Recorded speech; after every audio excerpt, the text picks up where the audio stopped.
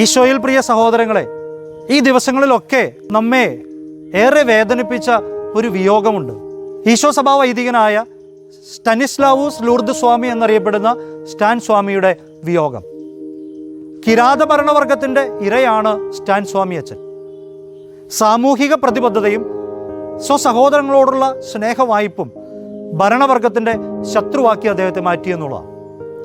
2020 October 8 കള്ളക്കേസിൽ കുടുക്കി arrest ചെയ്ത് ജയിലിലടയ്ക്കുകയും ചാർജ് ഷീറ്റ് രേഖപ്പെടുത്തുകയും ചെയ്തു. സാമൂഹിക പ്രതിബദ്ധത പുലർത്തുന്ന, മറ്റു മനുഷ്യരെ സഹോദരതുല്യം സ്നേഹിക്കുന്ന പുണ്യാത്മാക്കൾക്ക് ഇന്നത്തെ ഭരണവർഗവും വരേണ്യവർഗവും കൽപ്പിക്കുന്ന ശിക്ഷയുടെ നേർക്കാഴ്ചയാണ് സ്റ്റാൻ സ്വാമിയുടെ നീതി ലഭിക്കാതെയുള്ള ഈ മരണം.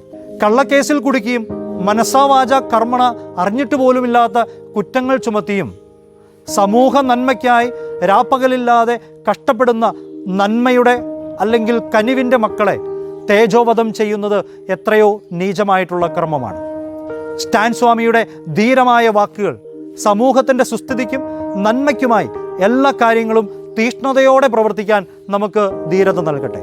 സമൂഹത്തിൽ അലയടിക്കുന്ന അനീതിയുടെയും അക്രമത്തിൻ്റെയും പുഴുക്കുത്തുകളെ തിരിച്ചറിഞ്ഞ് അവയെ നശിപ്പിക്കുവാനുള്ള ശക്തി നമുക്ക് ലഭിക്കട്ടെ. അദ്ദേഹത്തിൻ്റെ വാക്കുകൾ എത്രയോ ചിന്തോദ്ദീപകമാണ്. I am not a silent spectator but part of the game and ready to pay the price whatever be it.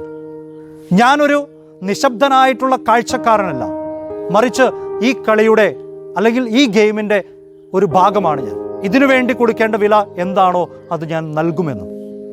Taloja central ജയിലിൽ നരകയാതന അനുഭവിക്കുമ്പോൾ തൻ്റെ സഹവൈദികന് അയച്ച ആ കത്തിൻ്റെ അവസാനം കുറിച്ച വാക്കുകൾ എത്രയോ ഉദാത്തമാണ്.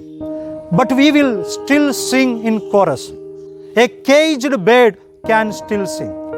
ഞങ്ങളെ ജയിലിലടച്ചാലും ഞങ്ങൾ കൂട്ടത്തോടെ തന്നെ പാടും, കൂട്ടിലടയ്ക്കപ്പെട്ട കിളിക്കും പാടാനാകുമെന്ന്. ദൈവത്തിൻ്റെ വലിയ പ്രവാചകൻ, അനീതിക്കും അസത്യത്തിനും എതിരെ പതറാതെ മനസ്സുലയാതെ ശബ്ദമുയർത്തിയവൻ, മനുഷ്യൻ്റെ തടവറകൾക്ക് ആ പുണ്യാത്മാവിനെ തളയ്ക്കാനും തടയാനുമാവുകയുള്ളൂ. ഇനിയുള്ള ആ പുണ്യാത്മാവിൻ്റെ യാത്ര പുണ്യം മാത്രം വിളയുന്ന, സത്യം മാത്രം പൂക്കുന്ന, നീതി മാത്രം നാമ്പെടുക്കുന്ന ആ നിത്യ സ്വാതന്ത്ര്യത്തിൻ്റെ നാട്ടിലേക്കാണ്, ദൈവസന്നിധിയിലേക്കാണ്, ദൈവത്തിൻ്റെ മടിത്തട്ടിലേക്കാണ്. തീവ്രവാദിയായി മുദ്ര കുത്തപ്പെട്ട ആ കർത്താവിൻ്റെ വലിയ പോരാളി ഇനി പാവപ്പെട്ട മക്കളുടെ മനസ്സുകളിൽ നിറം കെടാതെ നിലനിൽക്കുമെന്നുള്ളതാണ്. പ്രണാമം, വന്ധ്യപുരോഹിത.